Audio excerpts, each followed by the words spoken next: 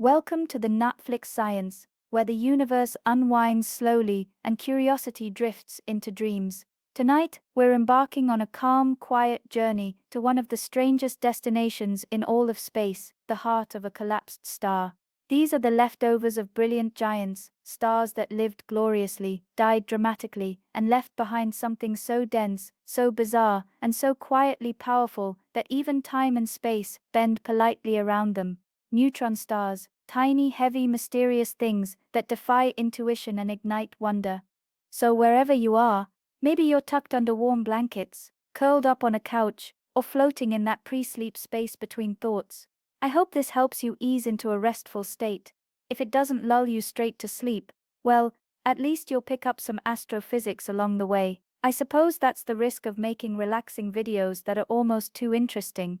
If you're enjoying the journey already, I'd be ever so grateful if you gave this video a gentle like and perhaps subscribed so you don't miss the next cosmic bedtime story.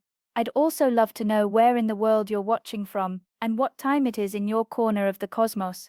Drop it in the comments if you're still awake by the end. Now breathe slowly, get comfortable. The stars have exploded, but all is calm. This video is for educational and relaxation purposes only. It is not intended as medical advice, diagnosis, or treatment.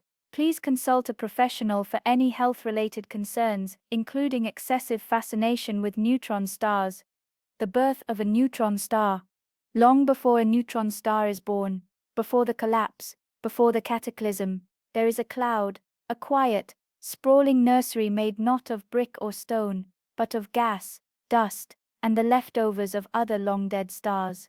These are stellar nurseries, and if you zoom out far enough, they look like delicate wisps floating in the darkness, but inside, they're anything but still. Gravity is busy, very, very busy. A star begins, not with a bang, but with a sag. Over time, particles in a molecular cloud begin to gather, drawn to each other by gravity's invisible pull. Imagine grains of sand rolling together slowly on a trampoline. More mass means more gravity, which means more attraction, which means even more mass. It's a feedback loop that ends with something glowing. Eventually, a core forms a knot of matter that's dense enough and hot enough to ignite nuclear fusion. This is the magic that turns a clump of dust into a baby star. Hydrogen atoms smash together to form helium, releasing energy in the process. That energy pushes outward, fighting against gravity's inward pull. The result is a delicate balance, a star suspended between collapse and explosion, glowing gently in the vastness of space. But not all stars are created equal. Some are small and quiet, red dwarfs that simmer for trillions of years without much fuss. Others, like our Sun, live moderate lives, about 10 billion years of stable warmth and light. And then there are the giants. These massive stars, the future parents of neutron stars, live fast, burn hot, and die young. They're dramatic, overachieving, and quite frankly exhausting. To qualify for neutron star parenthood, a star needs to start off with at least 8 times the mass of our Sun. Some of them are dozens of times more massive. These stellar heavyweights go through their fuel like there's a cosmic deadline. They fuse hydrogen into helium, then helium into carbon, then carbon into oxygen, and on, creating heavier and heavier elements in their cores. Each stage burns faster than the last, like a candle flame being fed pure oxygen. Eventually the fusion chain reaches iron, and this is where everything changes. You see, iron is special. Unlike lighter elements, you can't extract energy by fusing iron atoms together. It just doesn't work. In fact, trying to fuse iron costs energy. So, when a star builds up a core of iron, it's like reaching the end of a highway with no exits. The engine stalls, fusion stops, and with no outward pressure to counterbalance gravity, the star begins to fall inward on itself. The supernova explosion. But let's linger just a bit longer on the life of a massive star because, honestly, it deserves some appreciation. These stars are cosmic forges. Almost everything you're made of, the carbon in your DNA, the calcium in your bones, the oxygen you're breathing right now, was born inside a star like this, billions of years ago. Stars don't just light up the universe, they build it, and they do it with flair. Massive stars often end their lives in grand style, forming beautiful bubbles of hot gas, sculpting the interstellar medium, and sometimes forming binary systems with equally dramatic partners. They can spin rapidly, throw off enormous stellar winds, and even pulse in brightness as their internal dynamics shift and evolve. They're not so different from teenagers, really brilliant, unpredictable, and destined to change. What makes one of these massive stars destined to become a neutron star instead of, say, a black hole? The answer lies in the delicate balance between mass and resistance. When the core collapses, it does so with astonishing speed, a fraction of a second faster than you can blink. Temperatures skyrocket to hundreds of billions of degrees. The outer layers of the star crash inward, slamming into the core, then rebounding outward in a powerful shock wave. This explosion is what we call a supernova, one of the most energetic events in the universe. It can briefly outshine an entire galaxy. If the collapsing core is not quite massive enough to become a black hole but too massive to remain a white dwarf, it finds a strange middle ground. The pressure from all those neutrons packed together halts the collapse, at least temporarily. What's left is a neutron star, a remnant about the size of a city yet more massive than our sun. The life of a neutron star. Neutron stars are the great recyclers of the universe. They take simple ingredients, hydrogen, helium, and turn them into the stuff of planets, oceans, flowers, and people. They spend their lives quietly resisting gravity, only to be undone by it in the end. In their final moments, they light up the universe with a brilliance that echoes across space and time. It's peaceful in a way, poetic. A star collapses, and something new is born. Not quite alive, not quite dead, just different, quiet, dense, mysterious. So, the next time you look up at the night sky, remember that some of those twinkling points are the calm survivors of ancient chaos. They've seen their suns die, their cores implode, and now they spin in silence, holding secrets heavier than anything on Earth. All of that from a simple cloud of dust. A star spends most of its life in a careful balancing act, performing an elegant fusion-powered dance that keeps it from collapsing under its own immense weight. But nothing lasts forever, not even in space. Eventually, for the universe's most massive stars, that delicate harmony unravels in a matter of seconds, and when it does, something truly spectacular happens. The star explodes. The supernova, a grand finale. Tonight, we're easing into that dramatic finale. The supernova. Don't worry, we'll take it slow. For billions of years, a massive star burns like a furnace, converting lighter elements into heavier ones in a process known as nuclear fusion. It starts with hydrogen, the simplest and most abundant element in the universe. The star fuses hydrogen atoms into helium, releasing energy in the process. This energy pushes outward, keeping the star puffed up like a balloon against the relentless inward pull of gravity. But hydrogen doesn't last forever. When it runs low in the core, the star begins to fuse helium into carbon, then carbon into oxygen, then oxygen into neon, neon into magnesium, magnesium into silicon, and finally silicon into iron. Each step up the periodic table happens faster and faster in the star's final days. These fusion processes might only last a few years, months, or even just days, and then it hits the iron wall. Iron is special in a frustrating kind of way. Unlike the lighter elements, you can't extract energy by fusing iron atoms together. Instead of releasing energy, fusing iron consumes it. It's like trying to power a light bulb by stuffing it with used batteries. Nothing happens, and everything just gets hotter and more unstable. Once the core of the star fills with iron, the fusion engine effectively shuts down. Gravity, which has been held in check for millions of years, suddenly has nothing to push back against. The balance breaks, and when that happens, the star begins to fall in on itself. Now, this is where things speed up dramatically. In less than a second, the core begins to collapse. Temperatures soar to over 100 billion degrees. The pressure becomes so intense that electrons are forced into protons, creating neutrons and neutrinos. This process is called electron capture.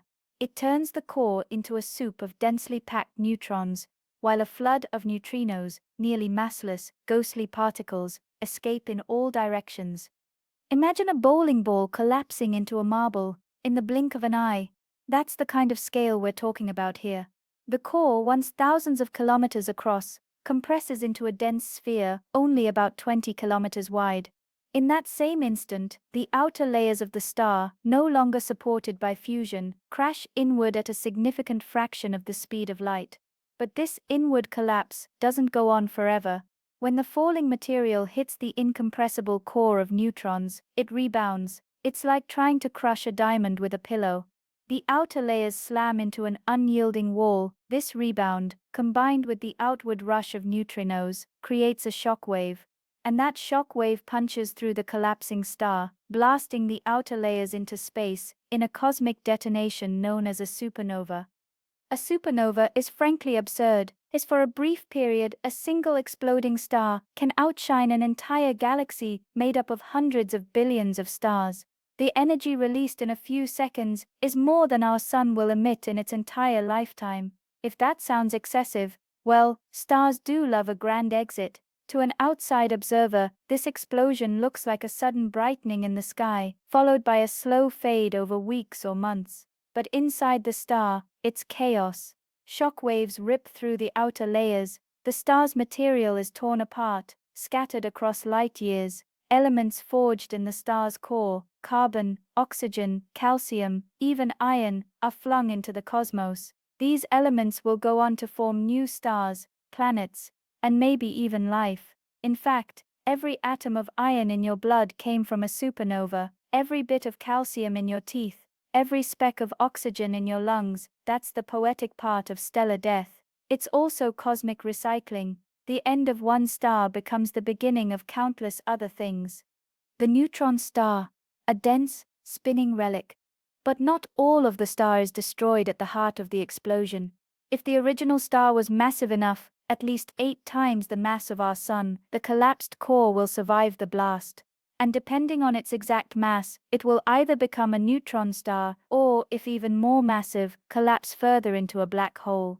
But let's linger with the neutron star. Right after the supernova, this newborn neutron star is incredibly hot, over 100 billion degrees, but it cools quickly, radiating away energy through neutrinos and light. It spins rapidly, often several times per second, and its magnetic field intensifies to unimaginable levels. In just a moment, the gentle fusion-powered glow of a living star is replaced with a dense spinning magnetic corpse, packed tighter than anything else in the universe short of a black hole. From the outside, it's hard to grasp just how violent this process is. But if you were a neutrino born in the heart of that collapsing core, you'd be ejected at nearly the speed of light.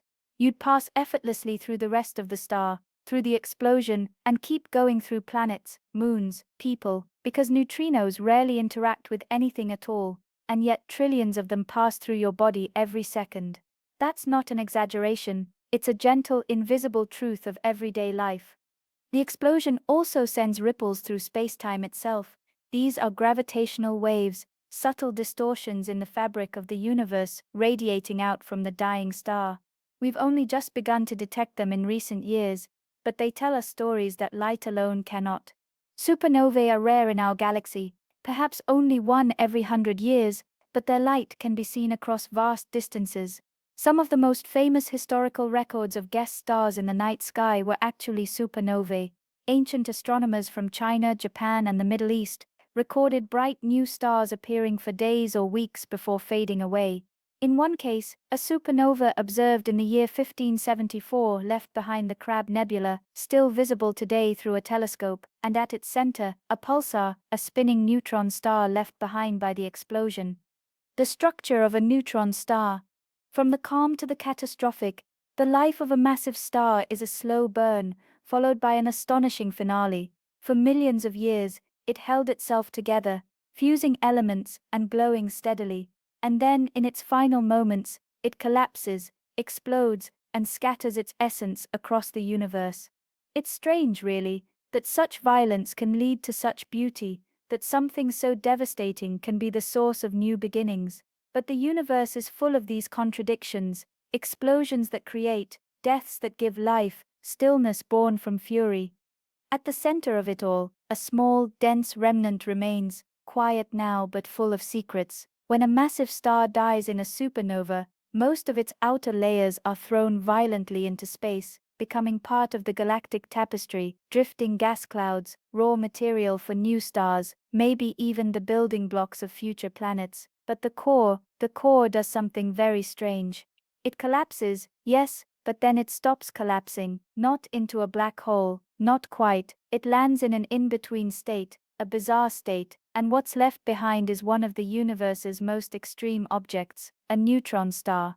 So, what exactly happens in those chaotic final moments when a star folds in on itself? Let's imagine we could pause the universe, just as the supernova is about to detonate. Let's zoom in not on the explosion, but on the core and what's happening at the smallest scale. The core of the star has become an iron ball, incredibly dense and under tremendous pressure. Iron, as we now know, can't be fused into heavier elements without consuming more energy than it gives off, so fusion stops. With nothing pushing outward, gravity takes over, and it does not take its time. In less than a second, gravity crushes the core inward. Atoms are smashed together so forcefully that the electrons, which normally whirl around the nucleus like excited children on a playground, are forced into the protons at the center. This combination turns protons and electrons into neutrons, electrically neutral particles with no charge and very little personal space. This process is called neutronization, and it fills the collapsing core with, well, neutrons, lots and lots of neutrons. It's like the entire core becomes one giant atomic nucleus, with the protons and electrons wiped away, leaving behind an ocean of pure neutron matter. The neutrinos, ghost-like particles created in this process, burst out, carrying away huge amounts of energy. For a moment, this core is more dense than anything in the visible universe, hotter than the center of a nuclear explosion, and somehow still not a black hole. The reason it stops collapsing, at least for now, is because of a strange kind of pressure, not the kind you feel when you've got a deadline coming up. No, this is quantum pressure, more specifically, neutron degeneracy pressure. It's a consequence of the Pauli exclusion principle, a rule from quantum mechanics that says no two identical particles can occupy the same quantum state. In other words, neutrons don't like to be crowded. They push back, and that push is enough to stop gravity, unless there's too much mass. In which case, hello black hole. But if the mass is just right, somewhere between about 1.4 and 2.3 times the mass of our Sun, this neutron degeneracy pressure is enough to hold up the star's weight. And so, the collapse halts, the core stabilizes, the explosion continues outward. But at the center, something new has formed, a neutron star. Now, let's pause and appreciate just how weird this object is. A neutron star packs more than the mass of the Sun into a sphere only about 20 kilometers wide. That's roughly the size of a small city. You could walk across it in a few hours if you could avoid being crushed, vaporized, or turned into subatomic mist. To put it another way, imagine taking a jumbo jet and compressing it down to the size of a sugar cube. That's the kind of density we're talking about. 1 cubic centimeter, about the size of a dice, would weigh as much as Mount Everest. And yet this whole thing is sitting quietly in space, spinning, cooling, and occasionally flashing its magnetic beams like a celestial lighthouse.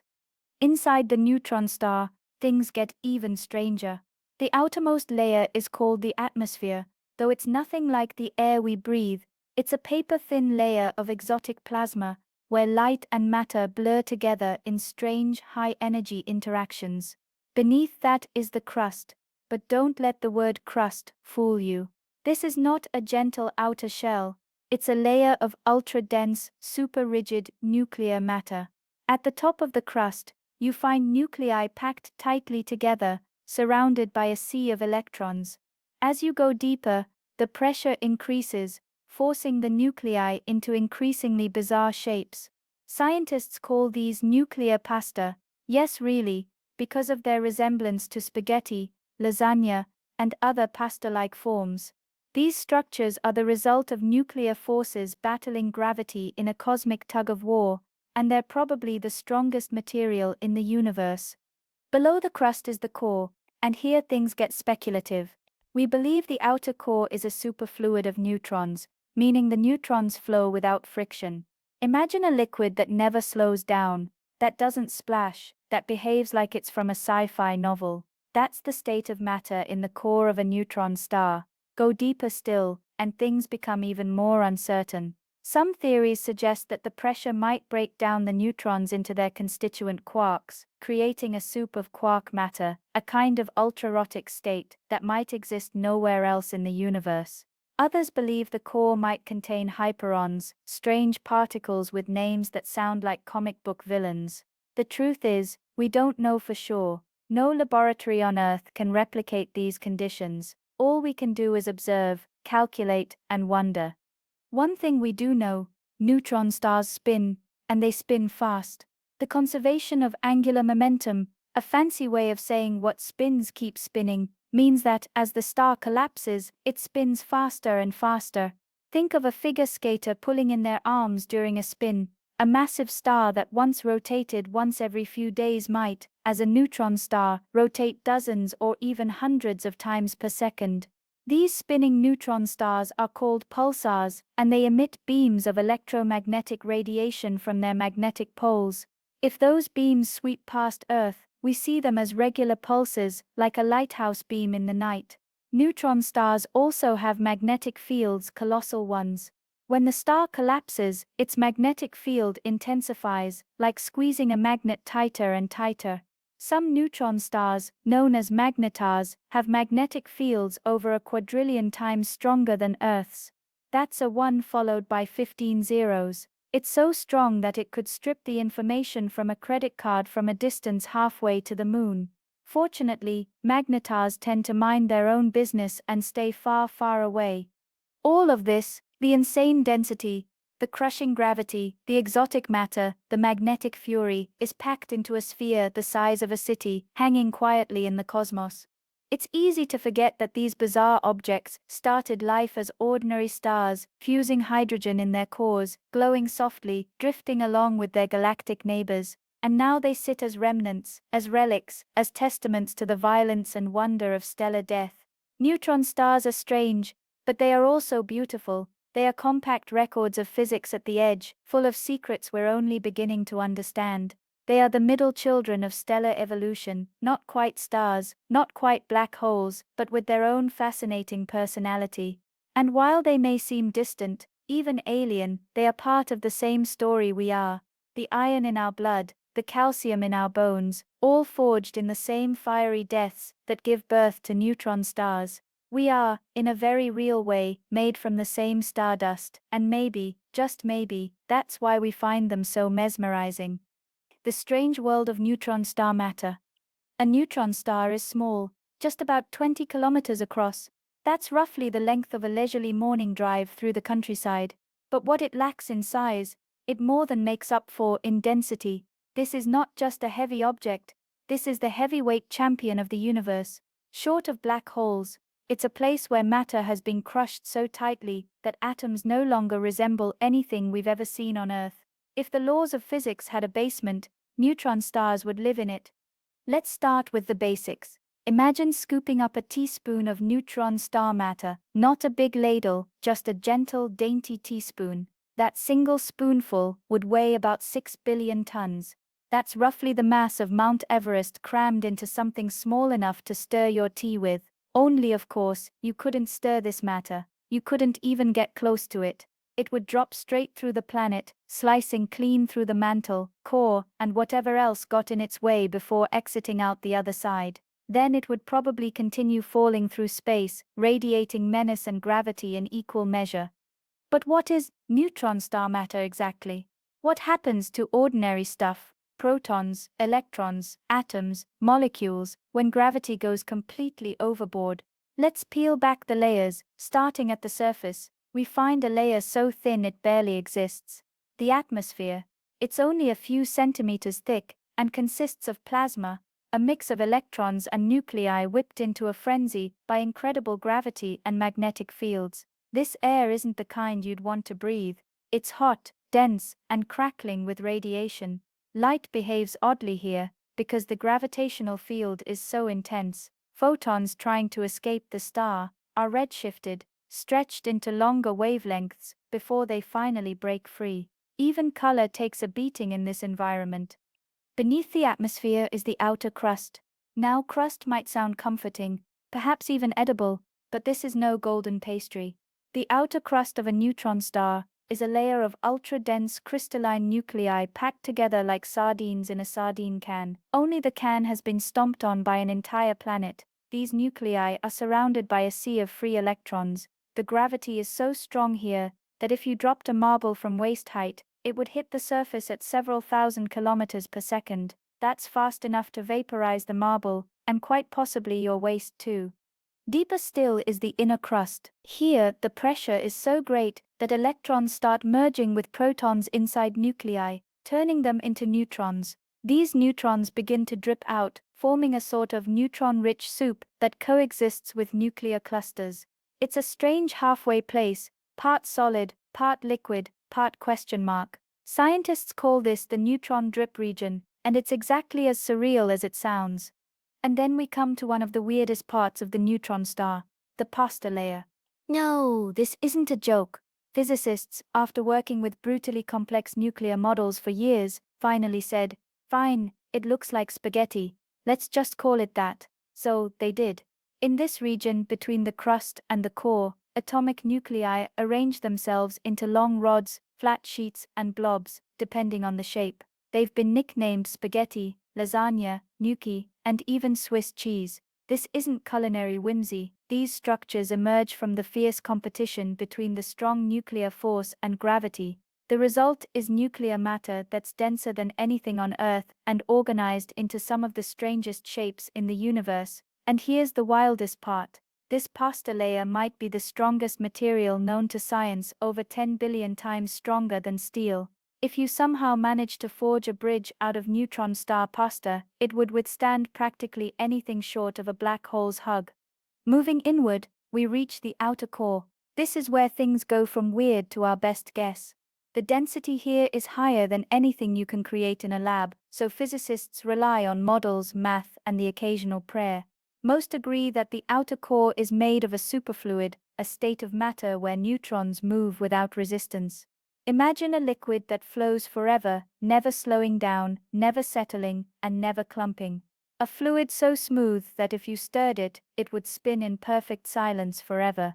This superfluid neutron soup might also contain protons and electrons, although the protons would be in a superconducting state, allowing electric current to flow without resistance. These particles interact in ways that give rise to some of the neutron star's more exotic behaviors, like pulsar glitches, sudden changes in rotation that we'll get into a little later. For now, just imagine a star with the hiccups, and you're halfway there.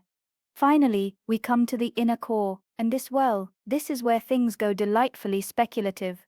Some theories suggest that, at these crushing densities, several times the density of an atomic nucleus, neutrons can no longer remain intact. They may dissolve into their constituent parts, quarks. Quarks are the building blocks of protons and neutrons, and in a neutron star's core, they might be set free, forming a soup of up, down, and possibly strange quarks.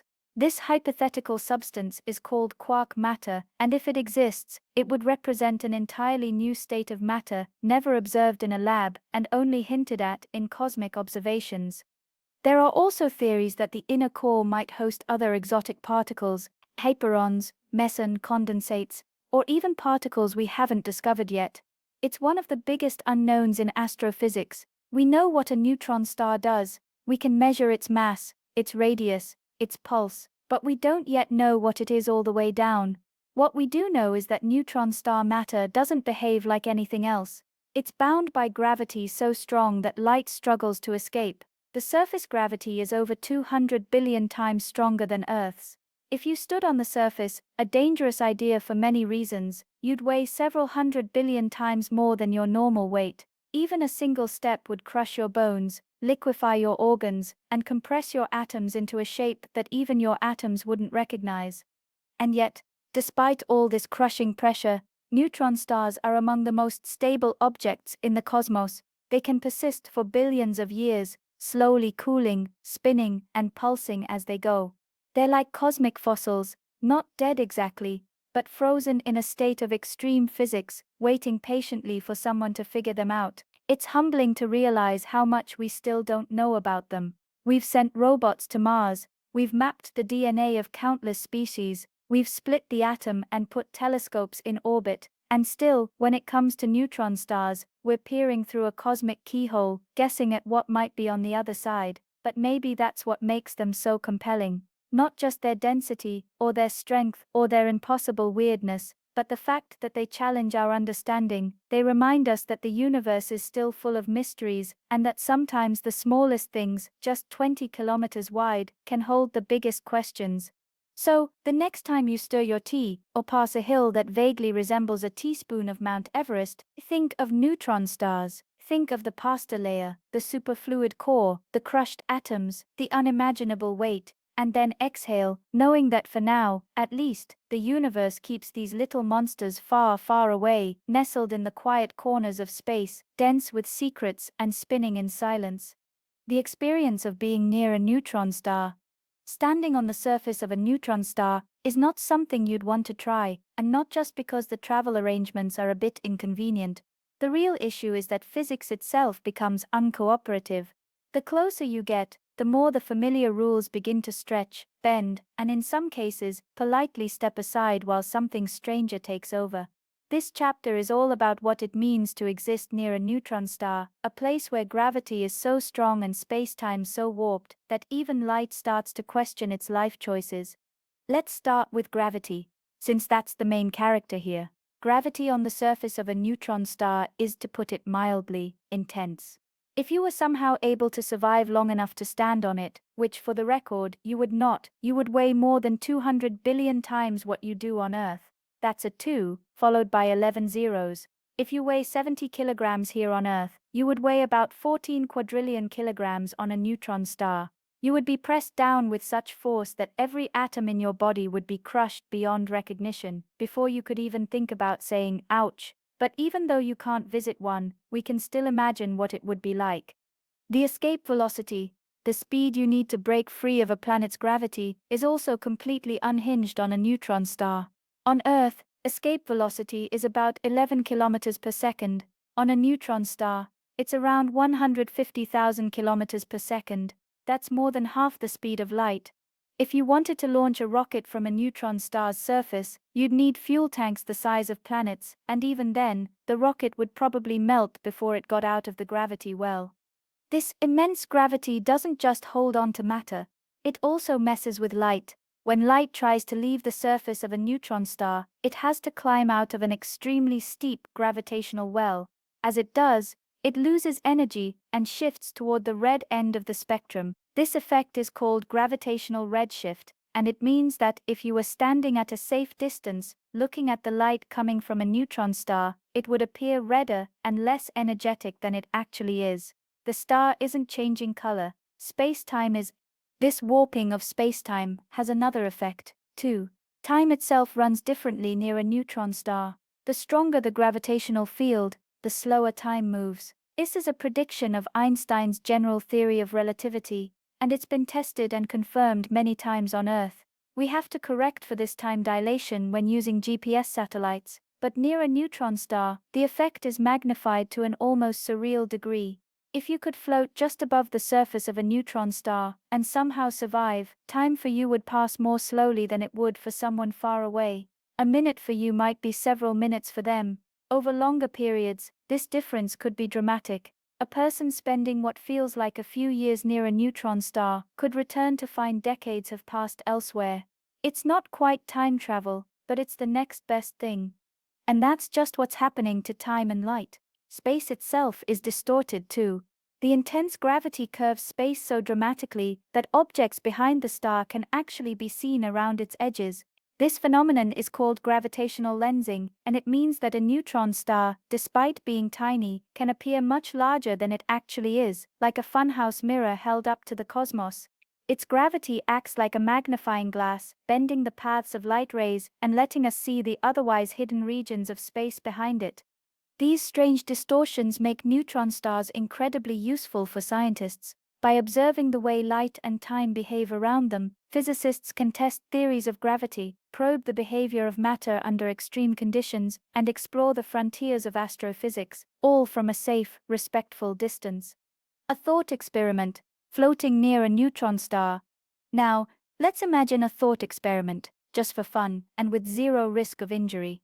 Imagine you're in a specially designed space pod, the kind that ignores most known laws of physics for narrative convenience. You're floating just a few kilometers above the surface of a neutron star. Outside your pod, the star stretches below you, a perfectly spherical orb about 20 kilometers wide. It's not bright in the usual sense, but it's hot, incredibly hot. The surface temperature could be over 1,000,000 degrees Kelvin, though some older neutron stars cool down to just a few 100,000. Looking out the window, you'd notice something unusual. The horizon curves upward sharply. You can see more than half of the star at once, thanks to the gravitational lensing. If the neutron star had a glowing patch on its far side, you'd still be able to see it peeking around the edge, like taking a curved path to reach you. Time inside the pod ticks way slowly compared to the time back on Earth. Your watch still works, but when you compare notes with mission control later, you'll find that your few hours up here translated to several hours, or even days down there. You've effectively skimmed through time, like skipping a stone across a pond made of gravity. Outside, magnetic fields swirl with unimaginable strength. Some neutron stars, especially the magnetars, have magnetic fields so intense they could strip electrons off atoms from thousands of kilometers away. The field lines whip and twist, and you can almost imagine them humming, though in the vacuum of space, there's no sound. Still, your pod vibrates slightly as charged particles from distant space interact with the magnetosphere. Even the vacuum isn't truly empty here. And then, from somewhere deep below, a sudden glitch. The neutron star's spin skips a beat. This is not a malfunction, but a real phenomenon, a starquake. The crust, under enormous tension, shifts suddenly, releasing pent-up energy and altering the star's rotation by a tiny fraction. It's like a hiccup from a star that's been holding its breath for 10,000 years. To your instruments, it shows up as a sudden change in pulse timing, a blip in the rhythm of the universe, and just like that, the glitch is over. The spin continues, the pulses resume, and the neutron star goes back to pretending it's just a peaceful, quiet little thing, rather than a collapsed core of screaming gravity and matter compressed into near-mythical densities. Your pod rises, gravity loses its grip, space flattens, time normalizes, and Earth calls you home. Back to a planet where standing still doesn't compress your atoms, where light travels in straight lines, and where gravity is thankfully a bit more polite. Of course, all of this is just imagination. In reality, no pod could survive that close. No human could endure the radiation, the pressure, the temperature, but even at a safe distance, neutron stars exert their influence. They pull at our equations, our telescopes, our imaginations. They show us what happens when the universe pushes matter to its limits and asks, what now? What happens is astonishing. Space bends, time slows, atoms surrender, and something stable, silent, and endlessly strange is left behind. Neutron stars remind us that the cosmos doesn't need to be large to be powerful, that the tiniest points of light can hide the deepest wells of gravity, and that even in collapse, the universe creates something remarkable. The dance of pulsars and magnetars. When neutron stars spin, they don't just sit quietly like cosmic pebbles, they flash, they blink, they beam, and from across the galaxy, we see these pulses with the regularity of a ticking clock. That's why we call some neutron stars pulsars, short for pulsating radio source. But don't let the name fool you. These aren't flickering candles. They are the lighthouses of the universe, and their beams are powered by some of the most extreme physics imaginable. Let's rewind for a moment. When a massive star collapses into a neutron star, it doesn't just shrink, it spins. This is due to a principle in physics known as the conservation of angular momentum. It's the same effect you see when a figure skater pulls in their arms and spins faster. As the mass of the star collapses inward, its rotation speeds up dramatically. A star that originally took days to rotate once may now spin dozens or even hundreds of times per second. That might sound fast, and it is, but the truly mind-bending part is how stable this spin can be. Pulsars rotate with astonishing precision. Some of them keep time better than the most accurate atomic clocks on Earth. If you had a pulsar on your wrist, ignoring the small matter of it weighing more than the moon, you could tell time more reliably than with anything humans have ever built. Now, Not every neutron star is a pulsar. To be a pulsar, a neutron star has to meet two conditions. It needs to have a strong magnetic field, and it needs to be spinning at a decent clip. The combination of spin and magnetism creates a powerful electric field which rips charged particles from the surface and accelerates them along the magnetic poles.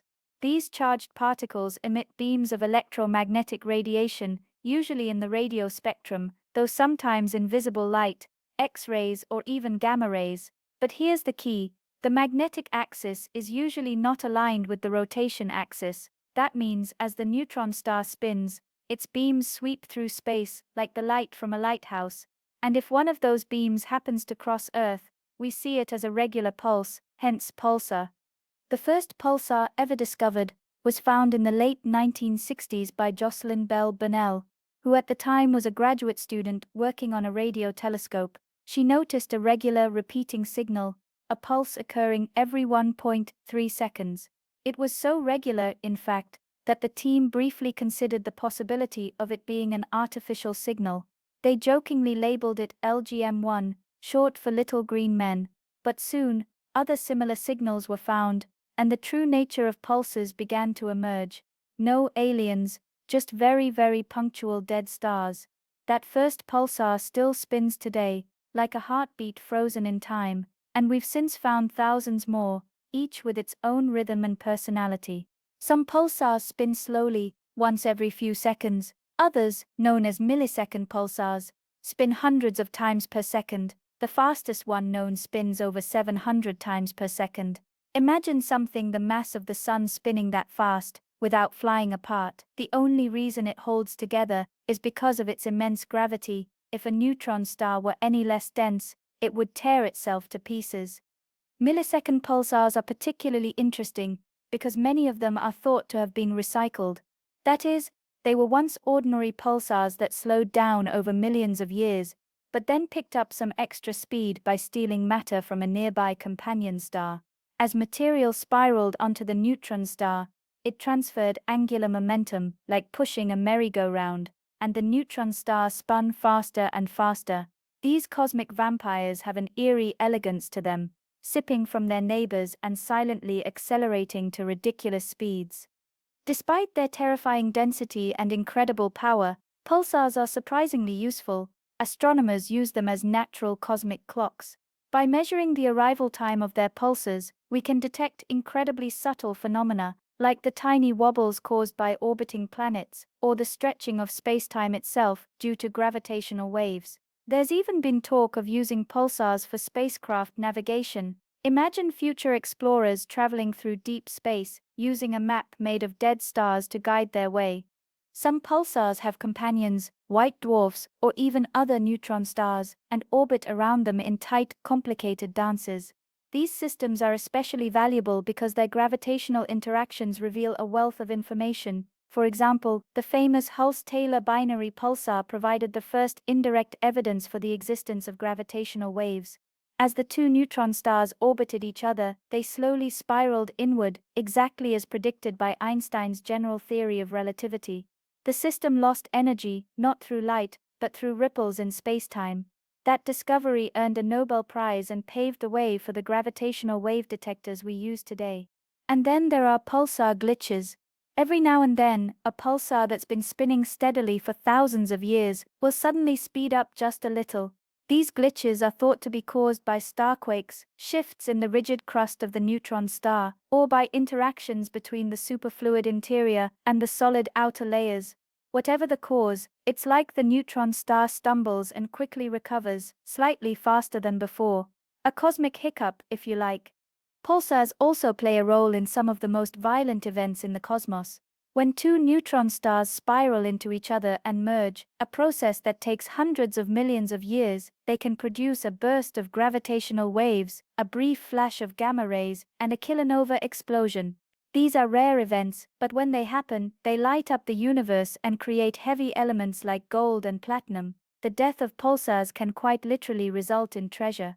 But perhaps the most astonishing thing about pulsars is just how calm they are. On paper, they are absurd, city-sized spheres of degenerate matter, spinning at hundreds of revolutions per second, radiating energy through immense magnetic fields and pulsing across the galaxy. And yet, from Earth, they arrive as steady, soothing beacons, like metronomes keeping time in the vast silence of space. Some emit pulses that are so regular we can predict their timing to within a millionth of a second.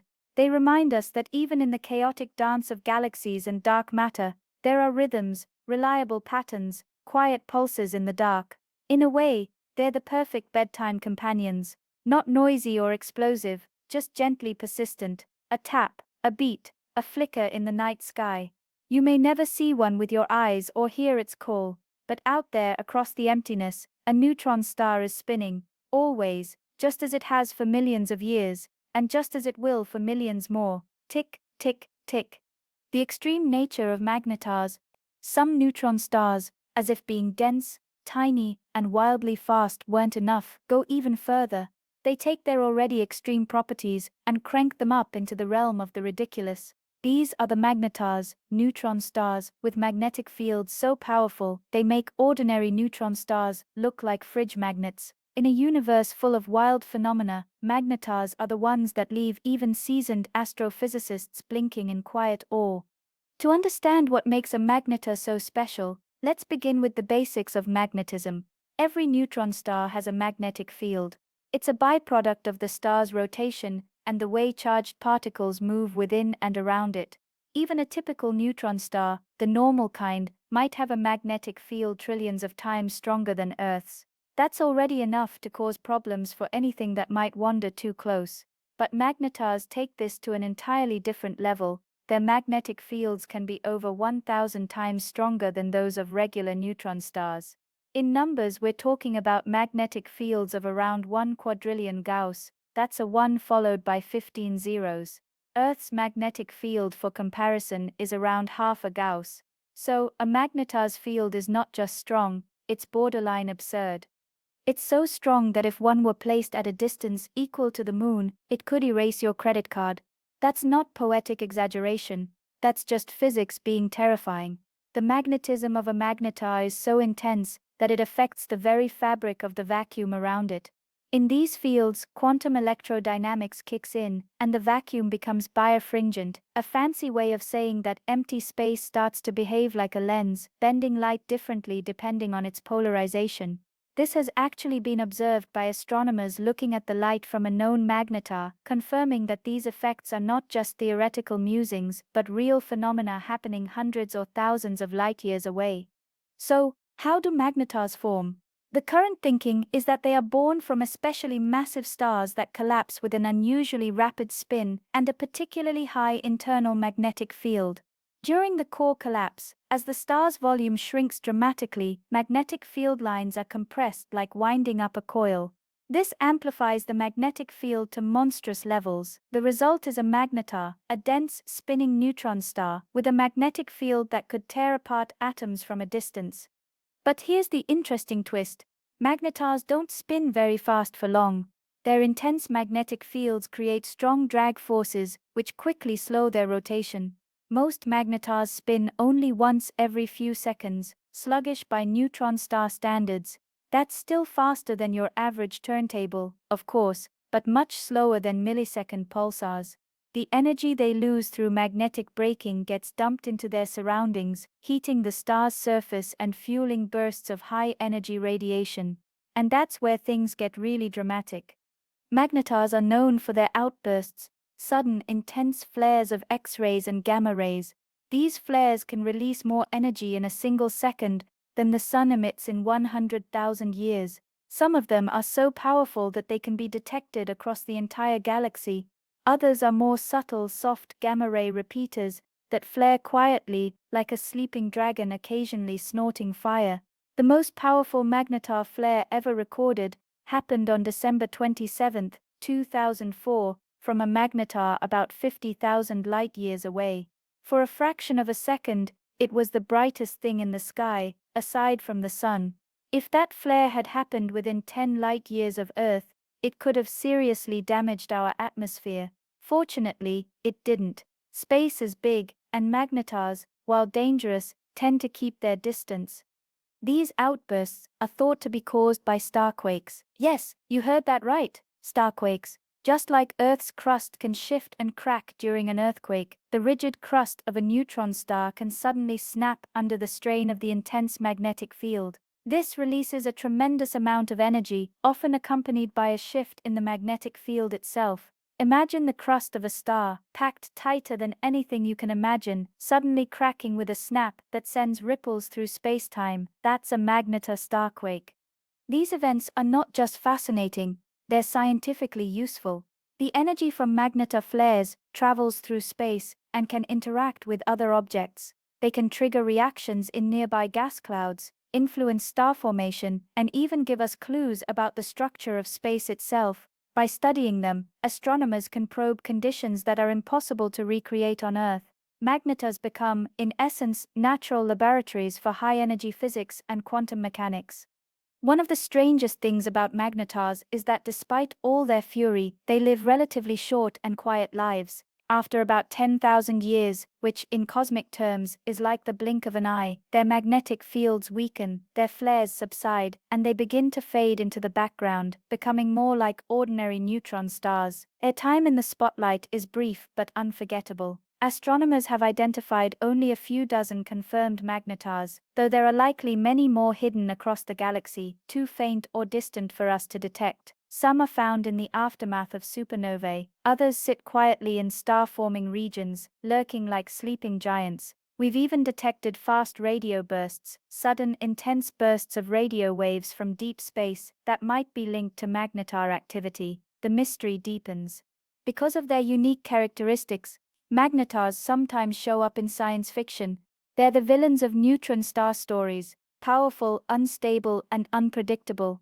But like many things in the universe, their real story is more nuanced. Yes, they're powerful. Yes, they're dangerous. But they're also surprisingly fragile, cracking under their own magnetic stress, fading quickly compared to their more stable siblings, and spending most of their lives in eerie silence. Imagine being near one, not too near.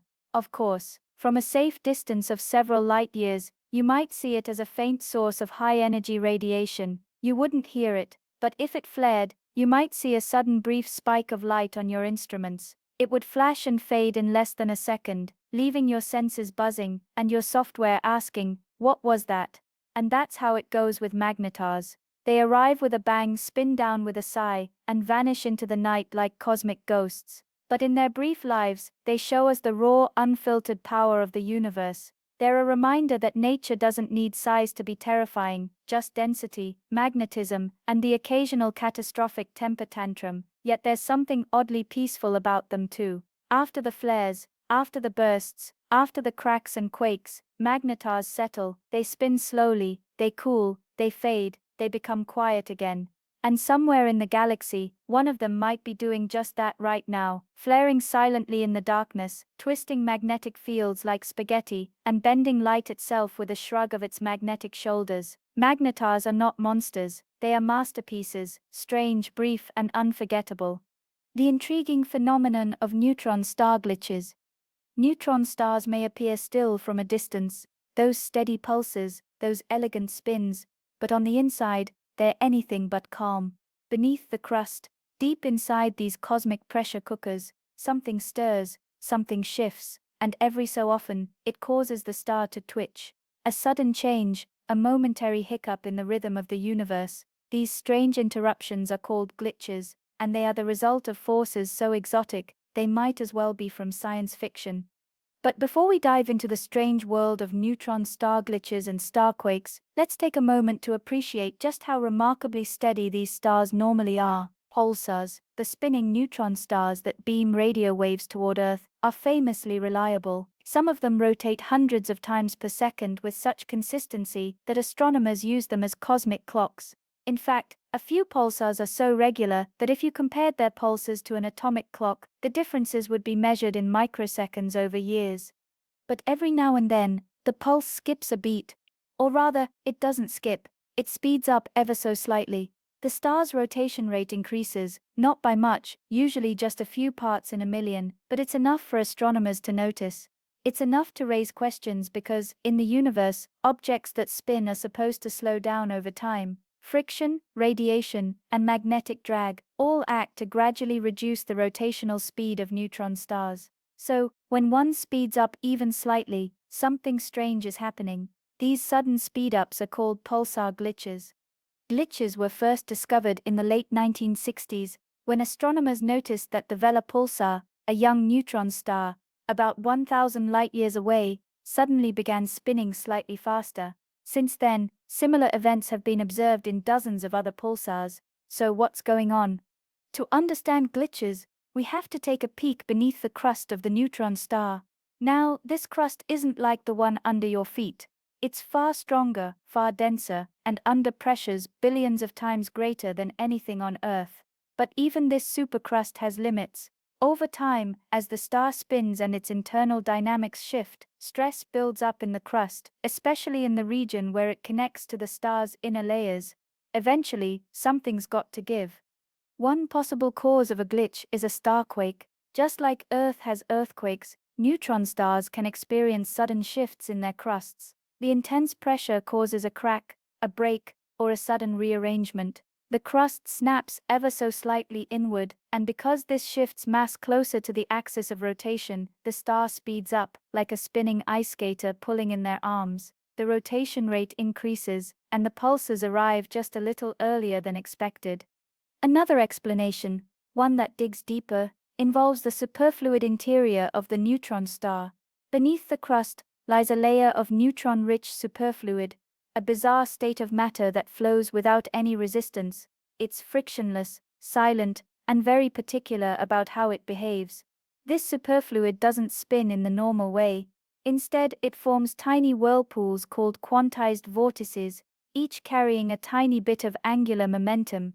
These vortices anchor themselves to the crust, but over time, they can get pinned in place as the outer crust slows down from radiation loss. The inner superfluid keeps spinning at its original speed. The tension between these two layers builds, like winding a spring. Eventually, the vortices unpin all at once, in a fraction of a second. The stored angular momentum transfers to the crust, causing the star to spin slightly faster, and just like that, a glitch occurs. It's a cosmic slip and release mechanism, like popping the lid off a tightly wound jar, only instead of peanut butter, it's nuclear matter and space-time. Both models, starquakes and superfluid vortex unpinning, likely play roles in different kinds of glitches. Younger neutron stars, which tend to glitch more often, might be more prone to crustal shifts. Older, cooler neutron stars may experience more superfluid dynamics. The truth is, we're still learning. Glitches are one of the only windows we have into the deep interiors of neutron stars. Every one we detect is a clue. What makes these glitches even more fascinating is how quickly the star recovers after a glitch. The spin rate doesn't just stay at its new value forever, it usually relaxes slowly, drifting back toward the pre-glitch rate over days, weeks, or even months. The star's interior seems to remember its original rhythm and tries to get back to it, like a music box winding down. And here's a curious thing. Sometimes the glitch is accompanied by changes in the star's pulse profile, the shape of the beam we see from Earth. That suggests that something more than just rotation is shifting.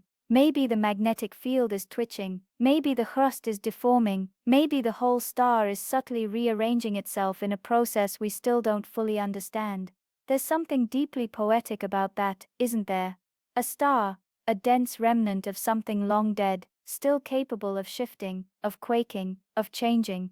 Not just a frozen relic, but a living machine, full of tension and movement, creaking under the strain of its own existence. Glitches aren't just a curiosity, they have practical uses too. By studying the timing of glitches, scientists can learn about the structure of neutron stars, things like the strength of their crusts, the behavior of superfluid matter, and even the configuration of their internal magnetic fields. It's like watching a cracked bell ring and learning everything about the metal inside from the sound it makes. And then there's the rarest, most mysterious kind of glitch, the anti-glitch. Instead of speeding up, the neutron star suddenly slows down. This has only been observed a handful of times, and we're still not quite sure what causes it. Perhaps a magnetic field reconfiguration, or a sudden change in the interaction between the crust and the superfluid. Whatever it is, it's another reminder that neutron stars are full of surprises. They may seem like cosmic clockwork from a distance, blinking in perfect time, spinning with robotic regularity, but inside, they are full of stress, tension, and sudden jolts. They creak, they twitch, they remember, they adjust. It's strange to think of stars having such personalities, but the more we study them, the more we realize that neutron stars are not just extreme, they're expressive. Their glitches and quakes are like whispers from something ancient and immense, whispering through the vacuum of space. And so, we watch, we listen, we wait for the next tiny tremble from a star that spins in silence, carrying the memory of its collapse, and the weight of forces we're only beginning to understand. The study of neutron stars, a cosmic puzzle. Neutron stars are, by their very nature, invisible. They don't glow brightly like ordinary stars, and they don't have swirling clouds of gas like planets or nebulae. They're small, dense, and dark, more shadow than light. And yet somehow we've learned a great deal about them. We've studied their pulses, mapped their magnetic fields, and even detected the ripples they make in spacetime. But how? How do you study something you can't see? The answer lies in the many ways a neutron star leaves fingerprints on the universe. Although they're physically small and visually quiet, neutron stars make noise in all the other cosmic languages: radio waves, X-rays, gamma rays, and even gravitational waves. With the right instruments and a bit of patience, we can pick up their signals and start to piece together their stories. Let's begin with the most famous method: radio telescopes. This is how neutron stars were first discovered back in the 1960s. Large radio dishes were scanning the skies when astronomers noticed a repeating signal. It was regular, steady, like a clock ticking in the dark. That signal turned out to be a pulsar, a neutron star emitting beams of radio waves from its magnetic poles. When these beams sweep past Earth, they appear as regular pulses. Because neutron stars spin so predictably, those pulses can be timed with incredible precision. By watching the arrival times of these radio pulses, scientists can determine a neutron star's rotation rate, how fast it's slowing down, and whether it's orbiting another object. We can even detect tiny wobbles in its spin, hints of internal changes, or nearby gravitational influences. Radio observations also help us map the structure of the neutron star's magnetosphere, the bubble of magnetic activity around it. Changes in pulse shape and brightness tell us how particles are moving through this region, giving us indirect clues about the star's magnetic field and surface conditions. But not all neutron stars are radio loud. Some are quiet in radio wavelengths, but scream in X-rays and gamma rays. These higher energy forms of light require space-based telescopes like NASA's Chandra X-ray Observatory or ESA's XMM Newton. These instruments float high above Earth, safely beyond the atmosphere, which absorbs most X-rays before they can reach the ground. From orbit, they can watch as neutron stars emit bursts, flares, and steady streams of X-rays. Many of these emissions come from accreting neutron stars, that is, neutron stars pulling in matter from a nearby companion star. As this material falls inward, it heats up, sometimes to millions of degrees, and glows brightly in X-rays. In binary systems, this can lead to dramatic events, flickering, spinning, or even sudden flares of light as matter crashes onto the neutron star's surface. X-rays are also used to study magnetars, which occasionally emit powerful outbursts of energy. When these stars flare, they release intense streams of high-energy radiation, and X-ray telescopes are often the first to catch them in the act. The light curves, graphs of brightness over time, help scientists understand what's happening inside the star when it glitches, flares, or cracks under pressure. Then there are the truly high-energy messengers, gamma rays. Some pulsars, especially younger or more energetic ones, emit beams of gamma rays from their magnetic poles. These are the most energetic photons in the universe, and we detect them using special telescopes like the Fermi Gamma Ray Space Telescope. Unlike radio or X-rays, gamma rays can pass through many obstacles, but they're rarer and harder to catch. Still, when we do detect them, they tell us a lot about how particles are accelerated in the fierce environments of a neutron star. In recent years, we've added a brand new tool to our observational toolbox, one that doesn't involve light at all. This is the era of gravitational wave astronomy. Gravitational waves are ripples in spacetime caused by the acceleration of massive objects. Albert Einstein predicted them over 100 years ago, but they weren't directly detected until 2015, when two black holes collided and sent a ripple through the cosmos that reached Earth. Since then, we've also observed neutron star mergers using gravitational waves. In 2017, scientists detected a signal that came not from black holes, but from two neutron stars spiraling together and colliding. The event, called GW170817, was historic. Not only did it produce gravitational waves, but it also emitted light, X-rays, gamma rays, and visible light, all of which were detected by telescopes around the world. This was the first time in human history that we had observed the same cosmic event, both with light and with gravitational waves. It was like hearing and seeing something at the same time, giving us a richer, fuller understanding of what had occurred. From that single event, we learned that neutron star collisions produce kilonovae, bright explosions that forge heavy elements like gold and platinum. We also confirmed that these mergers can create black holes, release gamma-ray bursts, and stir up spacetime like a spoon in a galactic teacup. Even more recently, astronomers have begun to use fast radio bursts, or FRBs, to learn about neutron stars. These are mysterious, extremely brief pulses of radio waves that come from distant galaxies. Some of them repeat, others don't. And while we still don't know exactly what causes them, one repeating FRB was traced back to a known magnetar, providing strong evidence that at least some FRBs come from the magnetic tantrums of neutron stars. There's even hope that neutrinos, those nearly massless particles that fly through everything, might one day help us study neutron stars more directly. Neutron stars produce vast numbers of neutrinos during their formation in supernovae, and while detecting them is difficult, future observatories might be able to catch more of them in action, giving us a view of the inner workings of stellar death. It's worth pausing for a moment to appreciate how incredible all of this is. We are tiny creatures on a rocky planet, spinning around a modest star in one corner of one galaxy, and yet we've built tools that let us study the remains of dead stars, thousands, even millions of light-years away. We can't touch neutron stars, we can't land on them or scoop up samples, but we can listen, we can watch, we can detect their faint pulses, their sudden flares, their gravitational echoes. We've come a long way from the days when all we had were our eyes and a few glass lenses. Now we have an entire orchestra of instruments: radio, X-ray, gamma-ray, gravitational wave, neutrino, all playing in harmony to tell us the stories of these distant cosmic relics. Neutron stars don't show themselves easily. They hide in darkness, whisper through the void, and leave only the faintest of signatures behind.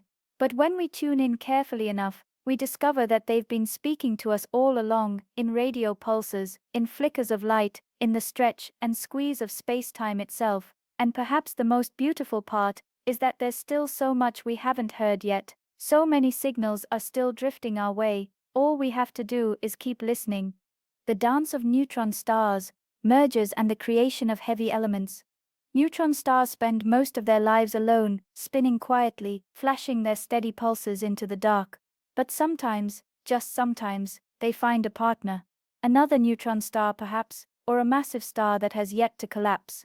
And when these companions orbit close enough, a dramatic fate begins to unfold. Over millions, even billions of years, their orbits shrink, their dance quickens, and eventually, the two objects collide. When this happens, the universe doesn't just watch, it celebrates with a spectacular explosion known as a kilonova. Let's walk through how we get there. Imagine two neutron stars orbiting each other. Maybe they were once part of a binary star system, two massive stars that both went supernova and became neutron stars. If they remained gravitationally bound, they would continue orbiting around their common center of mass, gradually spiraling inward. This inward motion is caused by the emission of gravitational waves, ripples in the fabric of spacetime itself. Every orbit sends out a little pulse of gravitational energy, stealing just a bit of momentum from the system. Over immense periods of time, these ripples slowly drain energy from the orbit, tightening the spiral. The two stars draw closer and closer. Their orbits quicken, Years become months, months become days, and eventually they whirl around each other many times per second, screaming silently through the cosmos. And then they merge. When they do, the result is one of the most extreme events the universe can produce, a cataclysm of density, gravity, and light. The collision of two neutron stars unleashes a flash of gamma rays, a shower of gravitational waves, and a glowing radioactive explosion known as a kilonova. Kilonovae are a special kind of supernova, not quite as luminous as the core collapse explosions that create neutron stars, but vastly more powerful than most other types of stellar outbursts. They shine 1,000 times brighter than a typical nova, hence the name kilonova. But brightness isn't even the most interesting part. Kilonovae are also factories for the heaviest elements in the universe: gold, platinum, uranium. These don't form in ordinary stars. The nuclear fusion processes inside stars can only build elements up to iron. Anything heavier than that needs extreme conditions, massive energy, dense neutron-rich environments, and rapid neutron capture. And that's exactly what a neutron star collision provides. When the two stars collide, chunks of ultra-dense neutron-rich matter are ejected into space.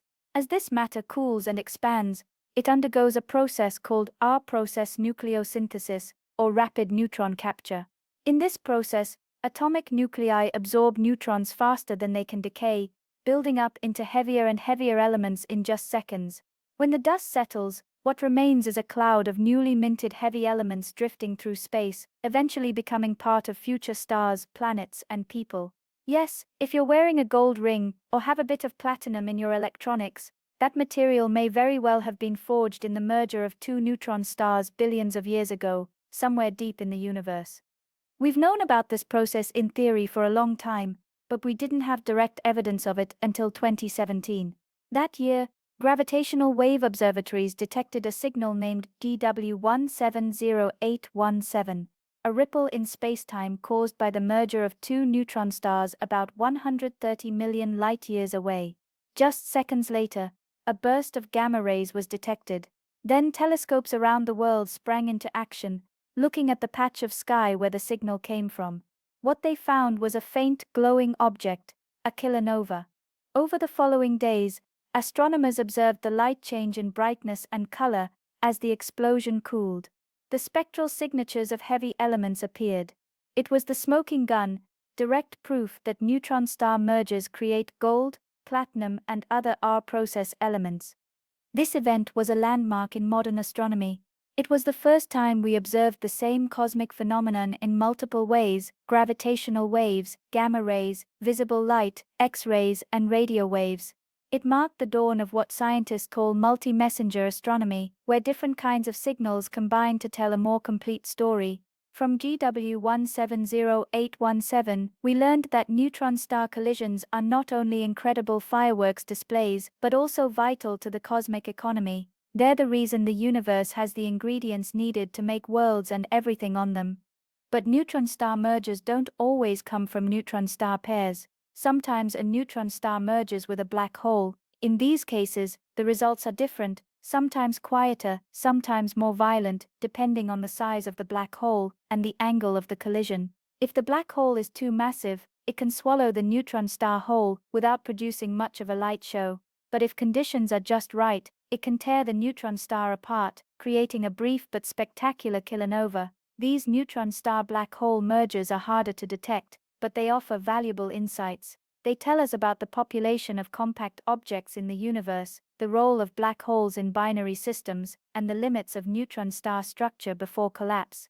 Even more intriguing, some theorists believe that in the moment two neutron stars merge, they may briefly form a hypermassive neutron star, an object so dense and massive that it can only exist for a fraction of a second before collapsing into a black hole. During that sliver of time, it might emit gravitational waves in complex, chaotic patterns, offering us a brief glimpse into the physics of matter at its absolute limits. These moments are fleeting, but they leave a lasting imprint on the universe. The gravitational waves spread outward at the speed of light, the gamma rays race through space, the kilonova glows and fades, scattering heavy elements into the galactic neighborhood. And here on Earth, we detect it, we decode it, we marvel at it. From our little corner of the cosmos, we watch these rare, brilliant collisions and learn about the past, not just the past of distant stars, but our own cosmic ancestry. The iron in your blood, the iodine in your thyroid, the gold in your jewelry, all of it began in places like this. Neutron star collisions are not everyday events in a galaxy like ours. They may only happen once every 10,000 to 100,000 years, but when they do, they are spectacular. They are bright, brief, and full of meaning. They are proof that even in death, stars can give. Even in collision, the universe creates. Something as violent as a neutron star merger can lead to beauty in the form of precious metals, new elements, and glowing clouds of light. So, the next time you see gold or platinum or any of the rare heavy things we treasure on Earth, take a quiet moment to remember that these didn't come from the ground. They came from stars, not just any stars, but the densest, most extreme remnants of stars, locked in a slow, spiraling embrace that ended in a single spectacular kiss. A kiss that shook space-time, a kiss that lit up the universe, a kiss that quite possibly made you. The mysteries within exotic matter and the heart of a neutron star. By now, neutron stars might seem like they've shown us everything: crushing gravity, wild magnetic fields, time-warping rotations, and explosive mergers. But in truth, we've only scratched the surface. At their core, quite literally, neutron stars may hide some of the strangest, most speculative forms of matter in the universe. This chapter is where things get wonderfully weird. You already know that neutron stars are made mostly of neutrons, which are the neutral particles found in the nucleus of atoms. But when you compress matter to densities far beyond those inside a normal atomic nucleus, several times higher, in fact, neutrons themselves might not be the end of the road. They may buckle under the pressure and break down into their fundamental components, quarks. Let's start with the basics. Quarks are the building blocks of protons and neutrons. A proton is made of two up quarks and one down quark. A neutron is made of one up quark and two down quarks.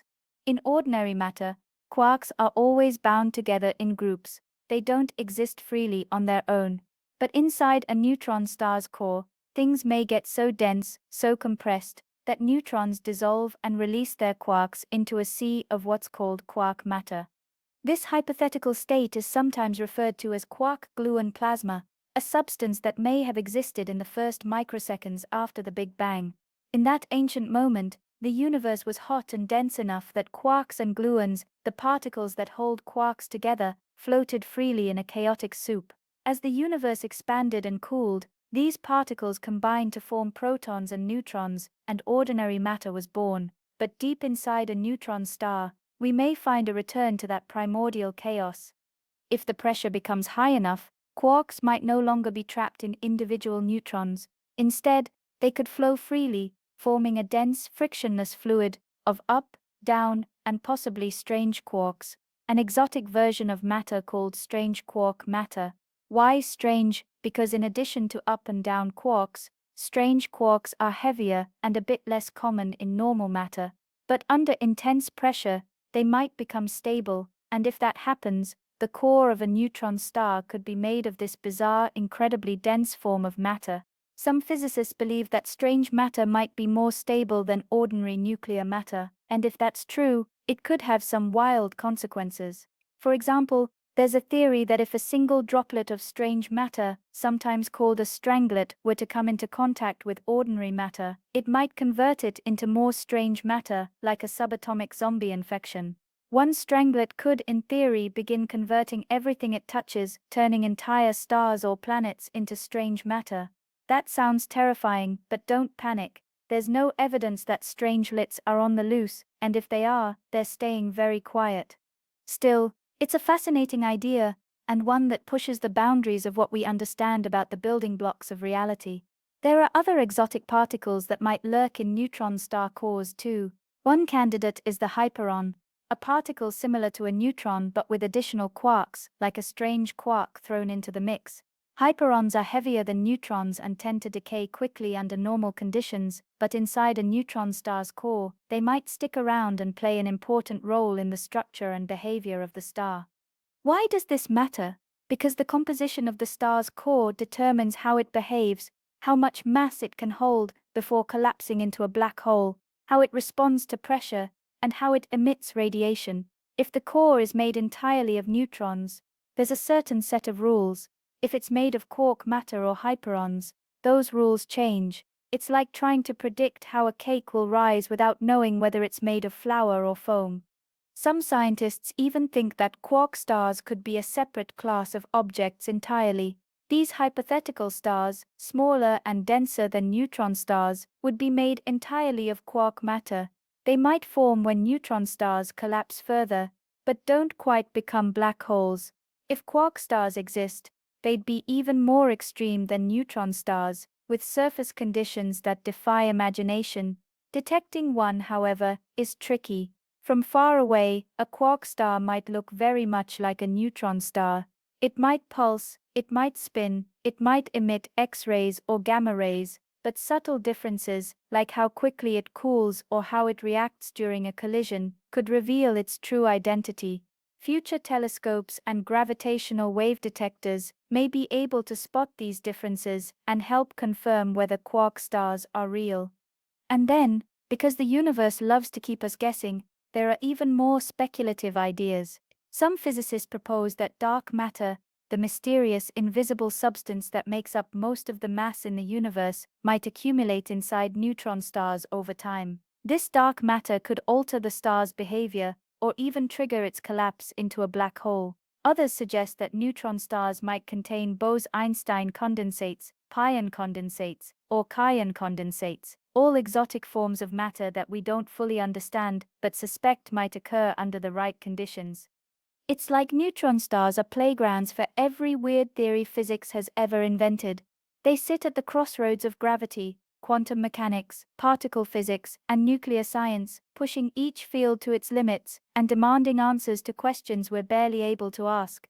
And here's the most incredible part: we may be on the verge of finding out. New observatories like the NICA instrument aboard the International Space Station are measuring neutron stars with unprecedented precision, trying to pin down their exact size and mass.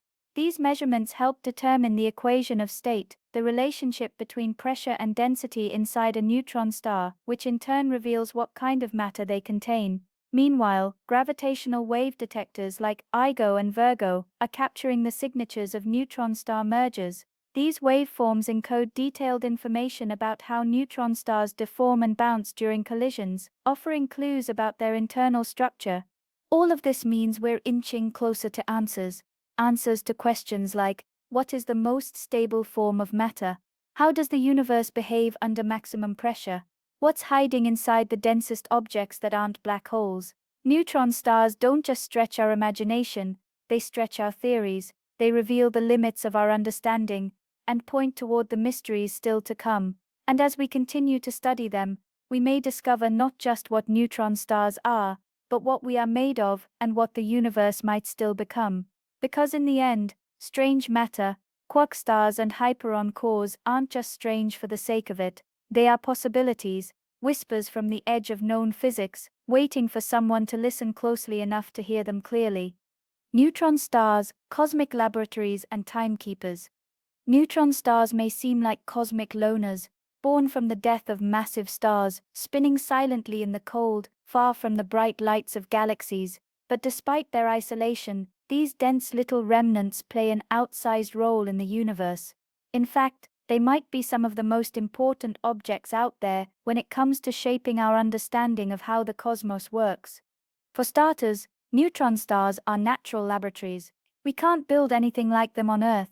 We can't replicate the gravity, the pressure, or the density in any laboratory, but neutron stars do it all the time.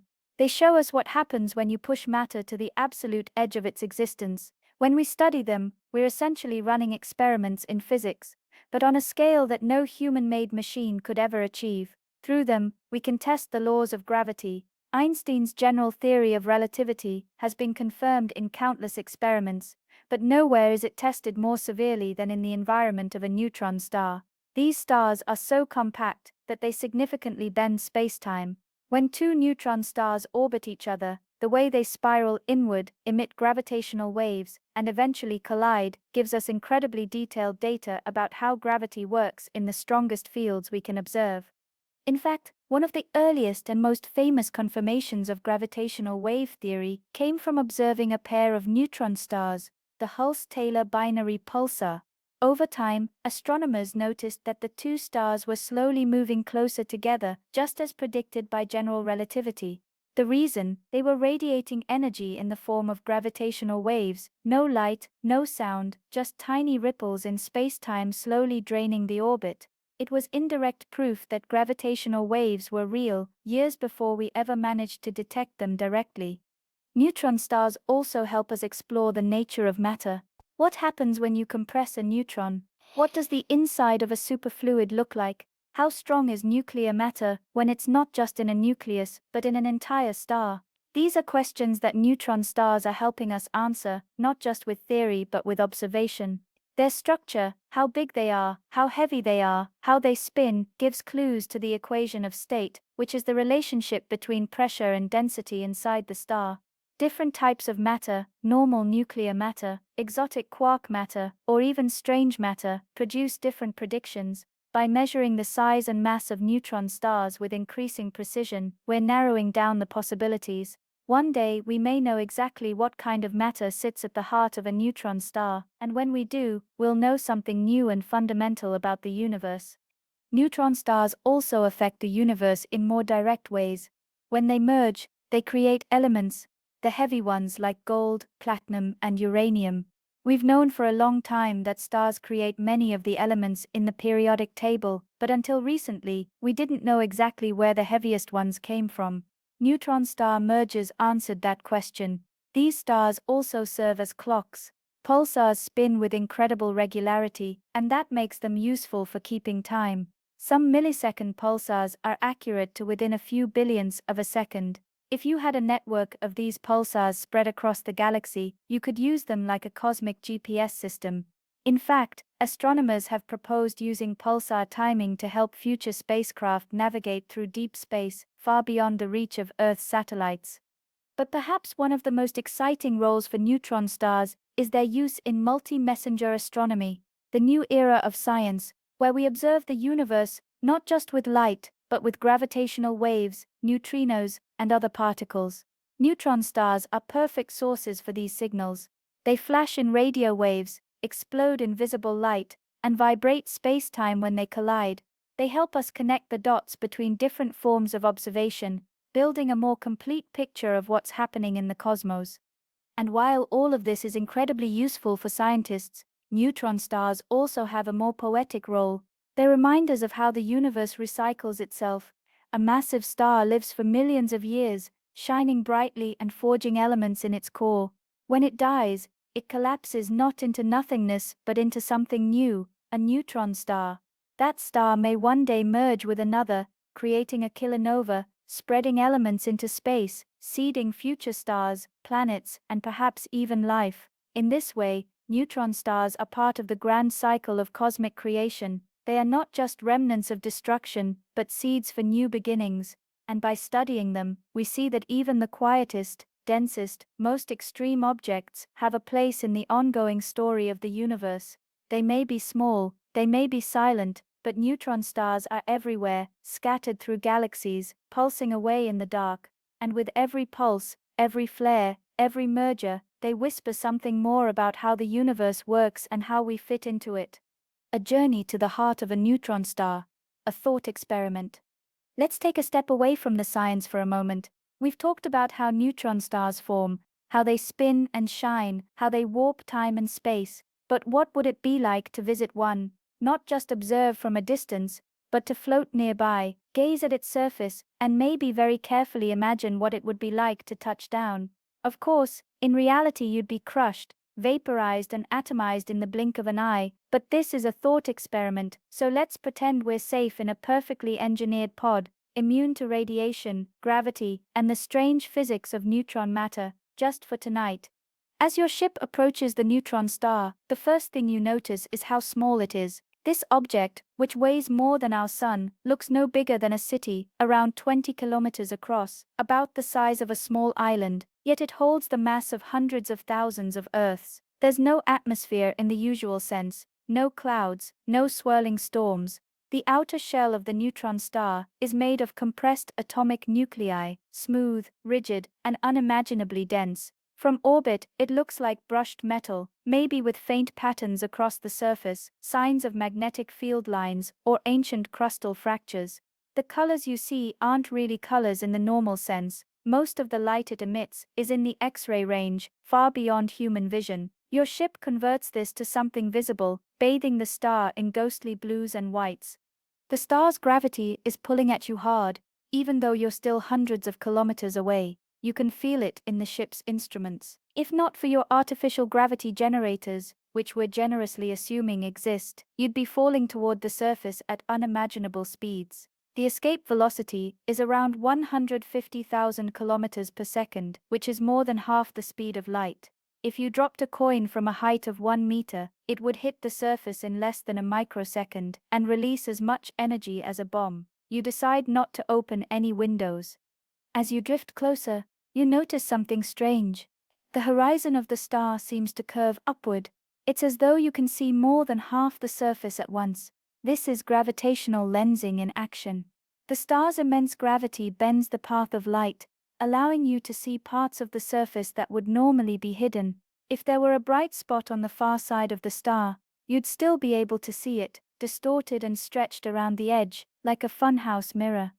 Your onboard clock is ticking, but something feels off, and it is. Time itself is running differently here, thanks to gravitational time dilation. Every second near the neutron star passes more slowly compared to time back on Earth. For every hour you spend in this orbit, several more tick by on the home planet. You're not just visiting a different part of space, you're moving at a different pace through time. At a safe altitude, your ship holds position. Below you, the neutron star is rotating. Some of them spin slowly, once every few seconds. Others, especially millisecond pulsars, spin hundreds of times per second. If this one is on the faster end, the entire surface might be whirling beneath you like a compact record player, flickering with beams of radiation sweeping through space like a lighthouse. The magnetic field is intense. Your sensors are struggling to stay calibrated. A typical neutron star already has a magnetic field trillions of times stronger than Earth's. If you're near a magnetar, that number could climb into the quadrillions. That's a 1 followed by 15 zeros. The field is so strong it could distort the shape of atoms. Even with shielding, your ship's electronics are flickering, twitching, and occasionally showing system alerts that you prefer not to read right now.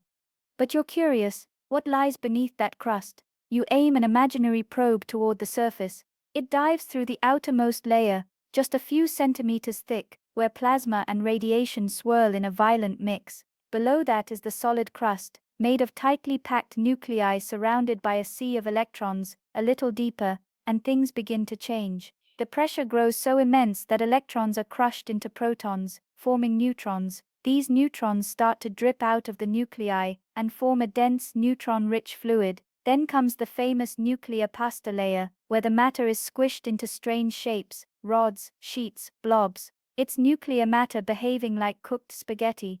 Beneath that is the superfluid core, neutrons flowing without resistance, a quantum liquid that carries heat and spin in ways we don't fully understand. At the very center, maybe, just maybe, something stranger still, a core of quark matter, or something else we haven't imagined yet. But back on the surface, it's eerily calm. There are no sounds in space, but you imagine the silence would feel louder here. Not emptiness, but compression, like the weight of the entire star pressing in on itself. Occasionally, the star might glitch, a sudden spin-up, caused by a shift deep inside, a tiny hiccup in its perfect rhythm. You wouldn't see it, but your instruments would pick it up instantly, a jolt in the regularity of the pulses, a twitch in the star's posture. You spend a few more moments in orbit, letting the reality of this place sink in. A teaspoon of this matter would weigh more than Mount Everest. The gravity is so strong that time warps. The interior is made of matter in states not seen anywhere else in the universe. And yet, it's just sitting there, stable, quiet, spinning in the dark. Eventually you pull away, the star shrinks in your viewport. It was never very big, but now it looks like just another speck in the blackness, still pulsing, still whispering. As you accelerate into the distance, your clocks slowly resynchronize with Earth time. Messages start to catch up with you. The familiar rhythms of home return, but something is different now. You've seen a place where physics is stretched to its limits, where matter folds in on itself, where gravity becomes a sculptor, and time flows like syrup. You've looked into the eye of a collapsed sun and returned, and though you were never truly in danger, thanks to the protection of imagination and fictional science, you've been changed all the same. Because sometimes just imagining what it would feel like to stand in such a place is enough to shift your perspective, to make the universe feel just a little bit bigger, and to remind you that even in the smallest, darkest corners of space, there is wonder waiting to be discovered. The cultural impact of neutron stars. For all their strangeness, the crushing gravity, the frozen time, the spaghetti-shaped atoms, neutron stars have managed to capture more than just the attention of scientists. They've also taken root in the human imagination. Because when something is both beautiful and terrifying, both invisible and powerful, it tends to become more than just a physical object. It becomes a symbol, a character in our cosmic story.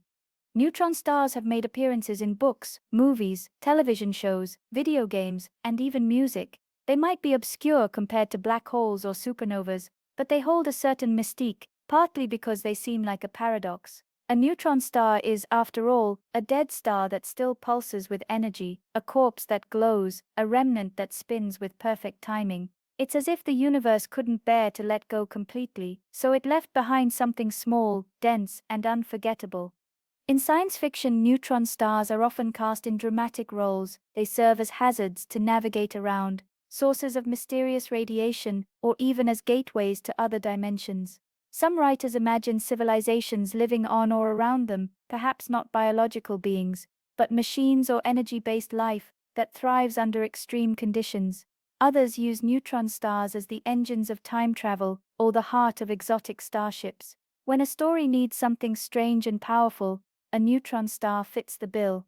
Perhaps the most famous fictional neutron star appears in Arthur C. Clarke's short story, Neutron Tide, which delivers one of the most efficient jokes in science fiction history. Spoiler alert, it involves a spacecraft getting too close to a neutron star and only a piece of the ship surviving, a star-mangled spanner. That's the entire punchline. It's a pun, but it illustrates something important. Even a humorous take on neutron stars depends on the audience, knowing that these objects are dangerous, extreme, and gravitationally merciless. But neutron stars don't just belong to science fiction. They've also made their way into poetry, art, and even philosophy. To some, they represent permanence, something left behind after chaos. To others, they symbolize transformation, the ability to become something new after destruction. You don't have to understand quantum mechanics to be moved by the idea of a star collapsing into something unimaginably dense, something that keeps spinning through the dark for billions of years. There's something deeply human about that image. A life lived brightly, a collapse, and then somehow a new rhythm, a quiet persistence. In popular culture, neutron stars have quietly found their place. They show up in the Star Trek universe in episodes where ships orbit too closely or detect strange emissions. They're referenced in shows like Doctor Who, The Expanse, and even Firefly. In video games, neutron stars often appear as dangerous obstacles or mysterious celestial objects, a kind of cosmic spice sprinkled into the skybox to make the universe feel deeper, older, and a bit more unpredictable. And let's not forget how they inspire real-world wonder. You don't need to be an astrophysicist to feel amazed by the fact that a neutron star, just 20 kilometers wide, can spin hundreds of times per second and weigh more than the sun. That kind of contrast, tiny and heavy, fast and frozen, feels like poetry written in physics. People make art about neutron stars. They compose music inspired by pulsar rhythms. There are songs, paintings, and digital animations that try to capture the eerie elegance of these stars.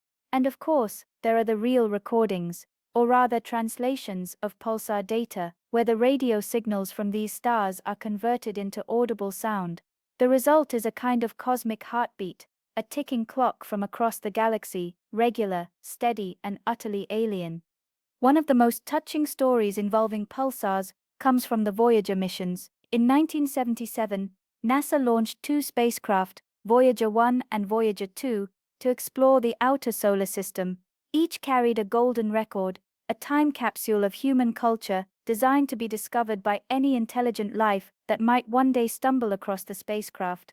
On that record was a diagram showing the location of Earth using pulsars as reference points. Each pulsar was marked by its unique timing signal, like a fingerprint. The idea was that any civilization advanced enough to find and decode the record could use the pulsars to triangulate the origin, Earth, and the time of launch. In other words, we used neutron stars to write our return address on a message in a bottle tossed into the cosmic sea. That says something about how we view these stars, not just as objects of study, but as part of a shared cosmic map, reliable, predictable, useful, beautiful, and perhaps a little bit mysterious. Because even with all our observations, all our models, and all our data, there's still something unknowable about neutron stars. We don't know exactly what's inside them. We don't fully understand how their magnetic fields evolve, or how their interiors behave. They remain in many ways puzzles waiting for us to get closer, to listen harder, to think more deeply. But maybe that's the best kind of symbol a neutron star can be, not something with a neat simple meaning, but something that invites curiosity, something that spins quietly in the dark, asking questions through its very existence, questions about death and transformation, about time and pressure, about what remains when everything else has fallen away. A neutron star is, in the end, a riddle written in mass and magnetism, and like all good riddles, it doesn't need to be solved right away. Sometimes it's enough just to know it's out there, pulsing, waiting, reminding us that the universe is full of things stranger than we've ever imagined. The final question: what happens after a star explodes? So we return to the question we began with: what happens after a star explodes?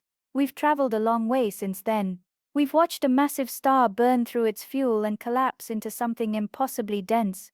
We've stood on the threshold of its gravitational pull, felt time slow, and imagined peering into its exotic, past-shaped interior.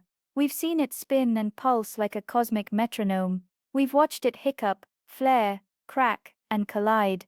And we've followed its light and its gravitational whispers across millions of light years, just to catch a glimpse of what remains after the brightest light in the sky goes out. And what remains is not an ending, not really. A neutron star isn't just what's left after destruction, it's what emerges from it. A transformation, not a disappearance. A rhythm, not a silence. A question, not a conclusion. Because even after all the science, all the theories, and all the observations, these little stars still ask big questions. What does matter when it's crushed beyond recognition? What does gravity do at its absolute limit? What strange forms of physics are hiding just beneath that crust? Are we seeing the final state of matter, or just the beginning of something stranger? In the introduction, we wondered whether the universe would give us answers or just more questions dressed in cosmic mystery. And now, at the end of this journey, maybe the answer is both. Neutron stars show us that even when something ends, something else begins. There can be elegance and collapse, beauty and extremity, and even a kind of peace in the spinning heartbeat of a dead star. And as you drift off tonight, whether you're listening on your couch, curled up in bed, or looking up at the night sky, I hope you carry with you the quiet reminder that the universe is vast, full of endings, full of beginnings, and always, always asking the next question. Sleep well.